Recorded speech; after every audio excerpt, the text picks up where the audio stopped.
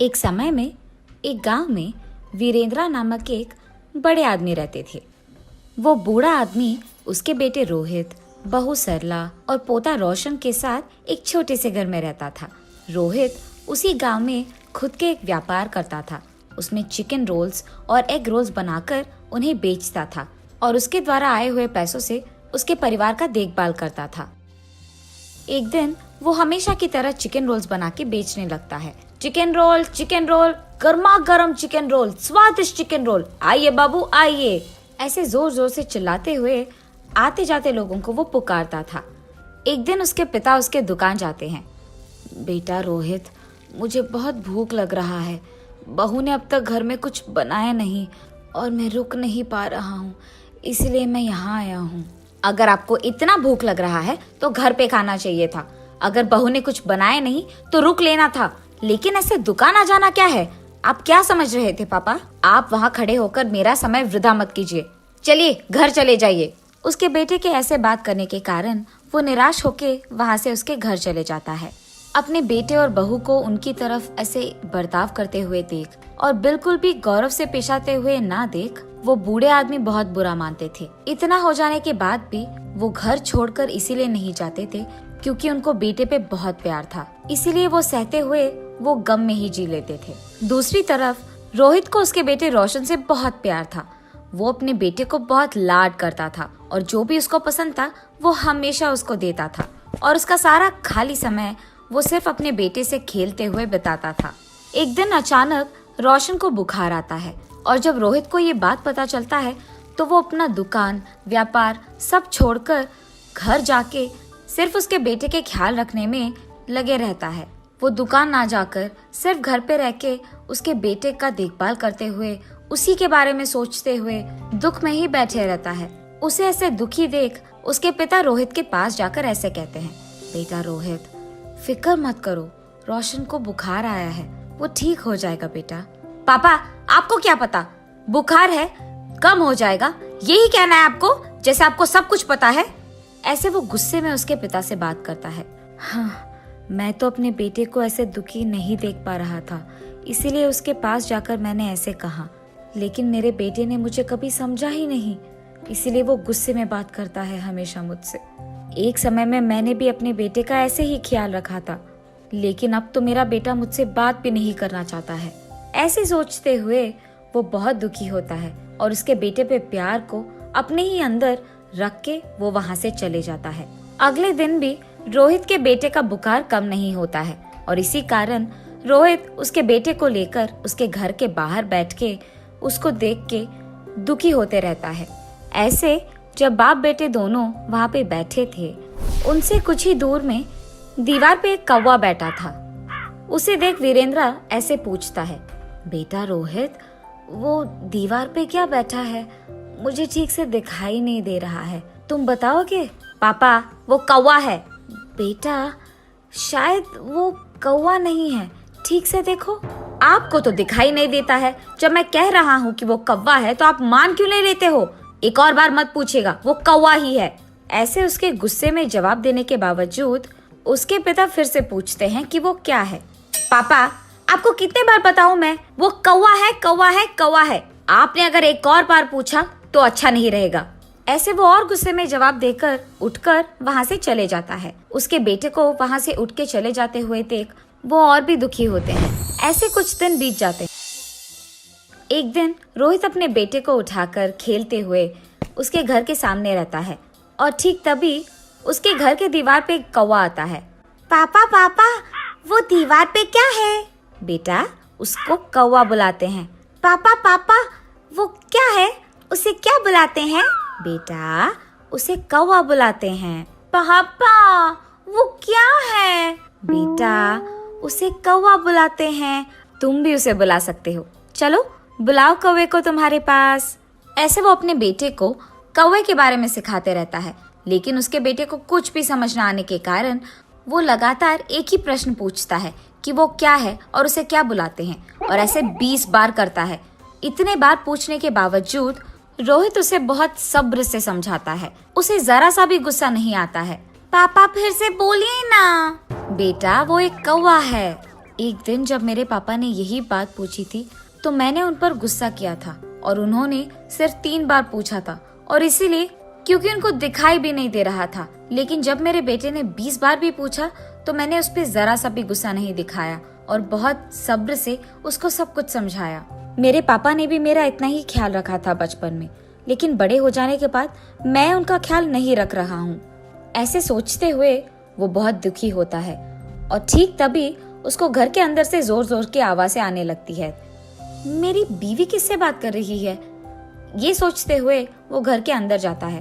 तुम्हारा बेटा तुम्हारा ख्याल नहीं रखता है, मैं भी तुम्हारा ख्याल नहीं रखती हूँ, फिर भी आप इसी घर में रहते हो, कभी बाहर जाते ही नहीं हो। शर्म नाम की कुछ चीज भी है आपको? उसकी बहू को ऐसे बात करते हुए चिल्लाते हुए देख वो कुछ नहीं कहते हैं और बस चुपचाप बैठे रहते हैं। सरला, मेरे पापा बूढ़े हैं, क्या बड़ों से ऐसे ही बात किया जाता है? उनका देखभाल करना हमारी जिम्मेदारी है, ये मत भूलो। और तुम पापा से ऐसी ऊंची आवाज में बात कर रही हो? हाँ, क्या आप ही बात कर रहे हैं? हाँ, मैं ही बात कर रहा हूँ। कल जब हमारा बेटा भी बड़ा हो जाएगा तो क्या वो भी हमसे ऐसे ही बात करेगा? सुन पाओगी उसकी ऐसी बातें? और वैसे वो अभी बच्चा है, उसके सामने अगर हम पापा से ऐसे ही बात करेंगे तो वो भला क्या सीखेगा, यही ना? इसीलिए आज से हमें ये सब बदलना होगा। तुम पापा से अच्छी तरीके से बात करोगी, उनको गौरव दोगी। आज से हम जैसा देखभाल हमारे बेटे के करते हैं वैसे ही पापा का भी करेंगे। ये वो उसकी बीवी को समझाता है। पापा, मुझे माफ कीजिए, जिंदगी में मेरे इस स्थान का कारण आप ही हो और मैंने आप ही को इतना दुख पहुंचाया। मुझे अपनी गलती का एहसास हो गया है पापा। ये कहते हुए वो उसके पापा के चरणों पे गिर जाता है। बेटा, तुम्हें बदलाव आ गया है, बस यही काफी है इस जिंदगी के लिए। मेरे बारे में ऐसा सोचकर दुखी मत हो बेटा, तुम बदल गए हो, मैं खुश हूँ। जी पापा, आइंदा मैं आपको कभी ऐसे दुख नहीं पहुँचाऊंगा और आपसे कठोर तरीके में नहीं बात करूंगा। आपका मैं बहुत अच्छा ख्याल रखूंगा, आपकी खुशी मेरी जिम्मेदारी। ऐसे ही तब से रोहित उसकी गलती का एहसास करके उसके पिता को उसके बेटे की तरह ही देखता है और रोहित के पिता भी इसी खुशी में जीते रहते हैं। और ऐसे रोहित को उसके गलती का एहसास होकर उसके दुकान में चिकन रोल्स, एग रोल्स बनाते हुए घर को भी संभालता है और ऐसे सभी खुश रहते हैं। एक गांव में प्रेमजी तिवारी नाम का एक बहुत ही बढ़िया बावर्ची रहा करता था। वो जिस गांव में रहता था उसी गांव के एक ढाबे में वो खाना पकाता और जिंदगी गुजारता। प्रेमजी तिवारी के माँ बाप तो नहीं थे, पर एक बहन और एक भाई था। बहन की शादी करवाने के लिए और भाई को अच्छे से पढ़ाने के लिए वो बेचारा दिन रात कष्ट किया करता था।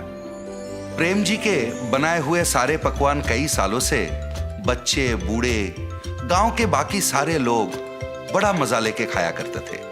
इसकी वजह से वो जिस ढाबे में काम करता था उस ढाबे का नाम अच्छा हुआ और कमाई भी बढ़ गई। एक दिन प्रेम जी के एक दोस्त ने प्रेम जी की बहन की शादी के लिए एक अच्छे से लड़के के बारे में बताया। ये सुनकर प्रेम जी ने सोचा ये शादी तो किसी भी तरह करवानी पड़ेगी, चाहे उधार लेना पड़े, पर बहन की शादी होनी चाहिए। इसलिए वो गांव के जमींदार के पास गया और सूद पर रुपए लेके उसने शादी करवा दी। अपनी बहन की शादी में प्रेम जी ने खुद अपने हाथों से बढ़िया खाना बनाया था। सारे अतिथिगण खाना खा के मुग्ध हो गए।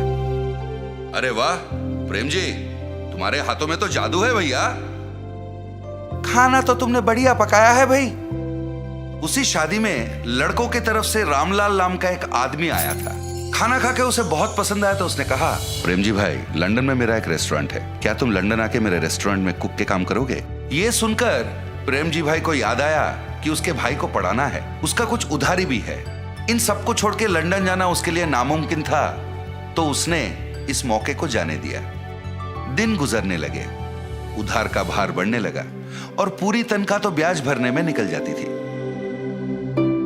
भाई को पढ़ाने के पैसे कम पड़ने लगे, घर चलाने में भी दिक्कत होने लगा। तो प्रेम जी भाई इन बातों को लेके मन कचोट के रह जाते थे। इस तरह महीने बीतने लगे, पर प्रेम जी भाई का आमदनी नहीं बढ़ रहा था। फिर एक दिन प्रेम जी भाई उदास बैठ के उपाय के बारे में सोच रहे थे। उसे लंदन से आए हुए रामलाल के बातें याद आए। अरे उसने तो मुझे रेस्टोरेंट में काम करने का मौका दिया था, ये बात मैं कैसे भूल गया। ये सोचकर वो रामलाल से मिलने चला। अरे प्रेम जी, आप इस तरफ। आपने तो उस दिन कहा था ना कि लंदन में आपके रेस्टोरेंट में कुक की नौकरी मुझे देने को तैयार है। अभी भी क्या वो नौकरी मुझे देंगे? अरे वाह, बढ़िया है, आखिर आपने मेरी बात मान ही ली। जरूर मौका मिलेगा।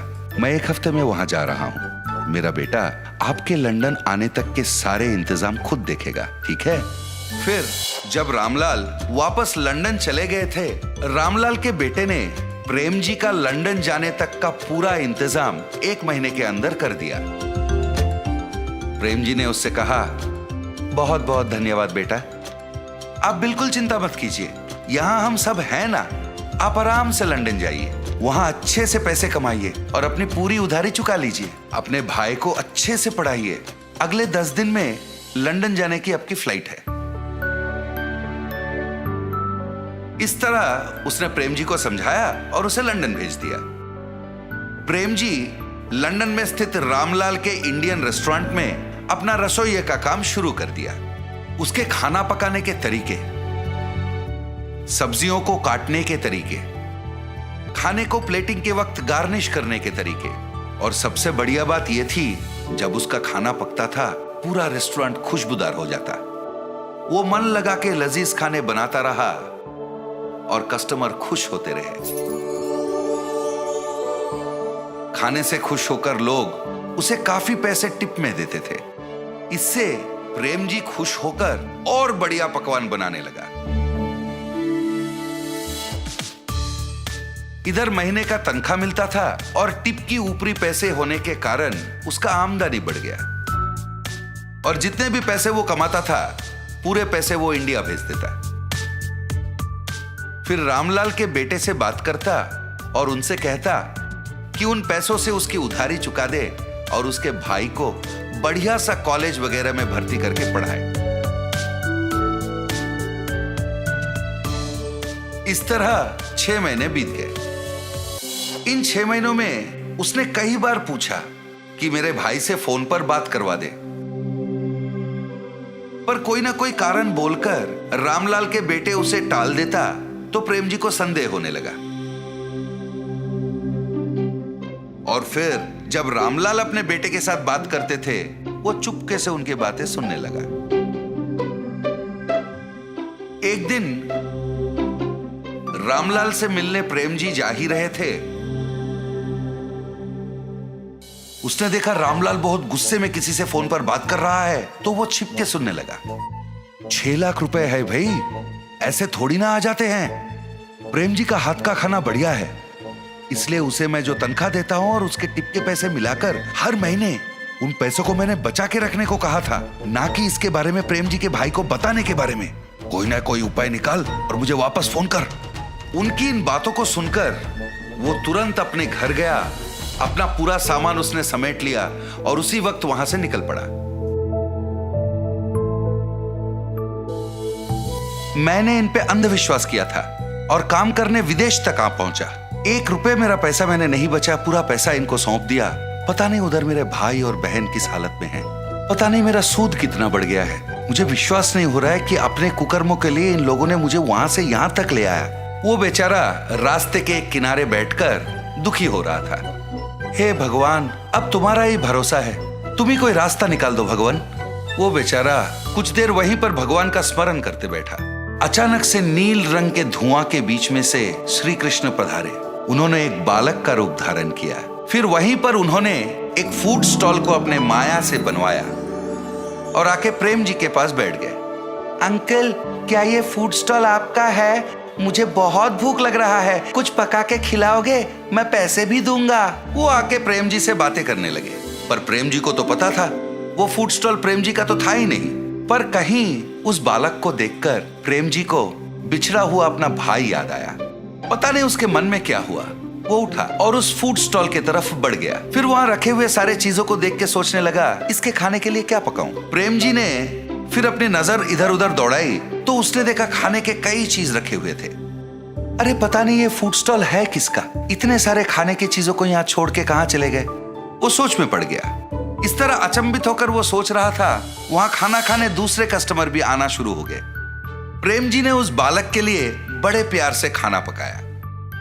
फिर वो बालक को ढूंढने लगा और वो बालक उसे दिखा नहीं। और इधर वहां बैठे जो बाकी कस्टमर थे वो सारे फूड फूड फूड कहकर प्रेम जी को पुकारने लगे, तो प्रेम जी उनके लिए खाना बनाने में मगन हो गए। इस तरह बिना कुछ सोचे समझे ही प्रेम जी के जीवन में एक नया मोड़ आ गया था। इसके अलावा वो फूड स्टॉल मेरा है कहने वाला कोई आगे ही नहीं आया। तो प्रेम जी ने सोचा शायद ये भगवान की मर्जी है और उन्होंने ही उसे यहाँ भेजा है।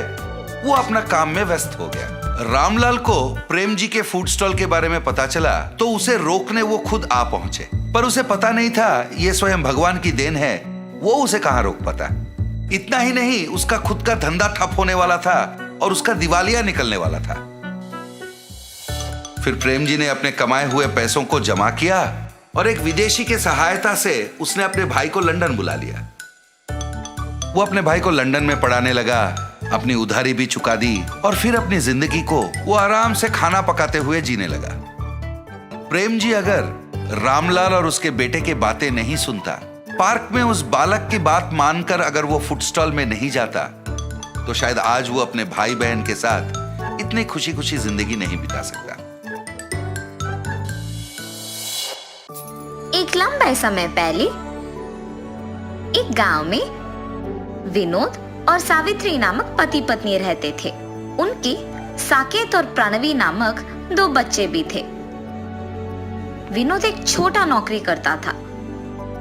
विनोद को पता था कि उसकी पत्नी बहुत बुद्धिमान और तेज है, इसीलिए उसे हर काम में बहुत प्रोत्साहित करता था। हर वक्त सिर्फ घर के काम करते हुए समय बिताने के बदले सारे काम जल्दी खत्म करके मैं रोज नए प्रकार के व्यंजन बनाने की कोशिश करूंगी। हाँ, तभी मैं एक ना एक दिन खुद का एक नाम कमा पाऊंगी। ऐसे हर रोज अखबार में, टीवी में अलग प्रकार के व्यंजनों को देख घर पे बनाने की कोशिश करती थी। एक दिन अखबार में मटका मटन बिरयानी का विधि पढ़ के उसके घर में सारे काम खत्म करके एक मटके को लेके उसे साफ करके मटन बिरयानी के लिए जरूरी सामग्री तैयार रख के मटन बिरयानी बनाती है। घर में मौजूद परिवार वालों को मटके में बिरयानी परोस के उसे स्वाद करने कहती है, ताकि वो ये जान सके कि उसका स्वाद कैसे है। उसके पति और बच्चे मटन बिरयानी का नाम सुनते ही उत्साहित होके खाना शुरू करते हैं। अखबार में जैसे दिया गया था वैसे ही बनाने पर मटन बिरयानी बहुत तीखा बनता है। माँ, मटन बिरयानी बहुत तीखा है, इसे खाना मुझसे नहीं होगा, ऐसे कह के चला जाता है। और उसके पीछे ही प्रणवी और उसके पति विनोद भी चले जाते हैं। अपने परिवार वालों का उसके हाथ का बिरयानी ना खा पाना उसे बहुत निराश करती है। उसे दुखी देख उसके पति उसके पास आके कहते हैं, अरे सावित्री, क्यों दुखी हो? पहली ही बार में अगर इतना अच्छा आया तो अगली बार सोचो और कितना अच्छा आएगा। तुम निराश मत हो, एक और बार कोशिश करो, ऐसे उसके पति का कहना मानती है। मेरे दुखी होने की कोई जरूरत नहीं है, मुझे मटन बिरयानी वैसे भी अच्छे से बनाना आता है और इसीलिए मटके में भी अच्छा ही बनाऊंगी। कुछ दिन बाद सावित्री वापस मटके में मटन बिरयानी बनाती है। आज का मटन बिरयानी मैंने अखबार में दिए हुए विधि के प्रकार नहीं, बल्कि सभी सामग्री को सही मात्रा में डालकर बनाया है। ऐसे सोच के सभी को बुला के मटका मटन बिरयानी परोसती है। माँ, इस बार मटन बिरयानी बहुत ही स्वादिष्ट है। हाँ माँ, बहुत ही स्वादिष्ट। सही में बहुत ही स्वादिष्ट है सावित्री, तुम्हारे हाथों में तो जादू है, तुम्हें तो एक होटल लगाना चाहिए। उसके पति के बातें सुनकर उन्हीं के बारे में सोचती रहती है। मेरे पति के बातों के अनुसार ही अगर मैं एक होटल शुरू करूं तो घर के सारे काम करने के बाद वैसे भी मैं दिन भर खाली ही रहती हूँ। ये फैसला करके अपने पति के पास जाती है। सुनिए, आपकी बातों के बारे में मैंने बहुत सोचा है। मैंने फैसला किया है कि मैं एक होटल शुरू करूंगी। आजकल का कोई भी होटल वैसे भी मटके का बिरयानी नहीं बेच रहे हैं, इसीलिए मैं मटका बिरयानी बना के बेचना शुरू करूंगी। सावित्री, तुम सही बात कर रही हो। मुझे भी ऐसा कभी नहीं लगा कि मटके का बिरयानी भी इतना स्वादिष्ट हो सकता है। इतना ही नहीं, तुम्हारे जितना अच्छा तो और कोई नहीं बना सकेगा। ऐसे वो एक होटल शुरू करने के लिए सभी तैयार करती है। एक होटल शुरू करती है। उस होटल को मटका मटन बिरयानी का बोर्ड लगा के बिरयानी बेचना शुरू करती है। जब वो मटका मटन बिरयानी बनाती है तो वो सुगंध उस तरफ से जाते हुए सबको आकर्षित करता है और मुड़ के देखने पर उन्हें वो बोर्ड दिखाई देती है। मटका में बना हुआ बिरयानी? मैंने तो ये कभी नहीं सुना। मटके में तो पानी भरते हैं ना, बिरयानी भी बनाते हैं क्या? पता नहीं यार, लेकिन सुगंध तो इतना अच्छा आ रहा है कि अभी खाने का मन कर रहा है। ऐसे कह के उस होटल को जाते हैं। होटल को आए हुए ग्राहक को वो गर्मा गर्म बिरयानी देती रहती है। मटका मटन बिरयानी मतलब हमने कुछ और ही सोचा, पर ये तो बहुत ही स्वादिष्ट है। हाँ, मैंने भी इतना स्वादिष्ट बिरयानी अब तक नहीं खाया। हाँ यार, मटका मटन बिरयानी सच में बहुत स्वादिष्ट है। होटल को आए हुए सारे ग्राहक उसका अभिनंदन करते हैं। ऐसे सावित्री का शुरू किया मटका मटन बिरयानी होटल बहुत आगे बढ़ता है। उस गांव के जमींदार भी मटका मटन बिरयानी के बारे में सुनकर उनके घर में दावत के लिए वहीं से बिरयानी मंगवाते हैं। जमींदार की आज्ञा के प्रकार ही मटका मटन बिरयानी तैयार करके जमींदार के सेवक को देकर भिजवाती है। उस मटन बिरयानी को स्वाद करने के बाद उस दावत में सभी उसी बिरयानी के बारे में ही बात करते हैं। ऐसे उनका बनाया हुआ मटका मटन बिरयानी बहुत सारे गांव में इतना प्रसिद्ध होता है कि कोई भी दावत हो तो सभी सिर्फ वहां से मंगवाते हैं। ऐसे ही सावित्री उसके विचार के अनुसार खुद एक बहुत अच्छा नाम कमाती है और खुश रहती है। आज अगर मैं इतना बड़ा नाम कमा पाई हूँ तो वो सिर्फ मेरे पति के प्रोत्साहन की वजह से ही कर पाई हूँ। क्या हुआ सावित्री? बहुत समय से देख रहा हूँ, बहुत गहरी सोच में पड़ गई हो। आज अगर मैं इतनी खुश हूँ तो सिर्फ आप ही की वजह से। जब मैं निराश हुई तो आप ही ने मुझे प्रोत्साहित किया, आपने मुझे बहुत सहारा दिया। आज उसी की वजह से मैं इतना नाम कमा पाई हूँ। उसके बाद से विनोद अपना नौकरी छोड़ के होटल को संभालने लगता है। जो भी होटल से बिरयानी मंगवाता है उन्हें खुद मटन बिरयानी देता है और ऐसे वो दोनों खुशी से जीते हैं।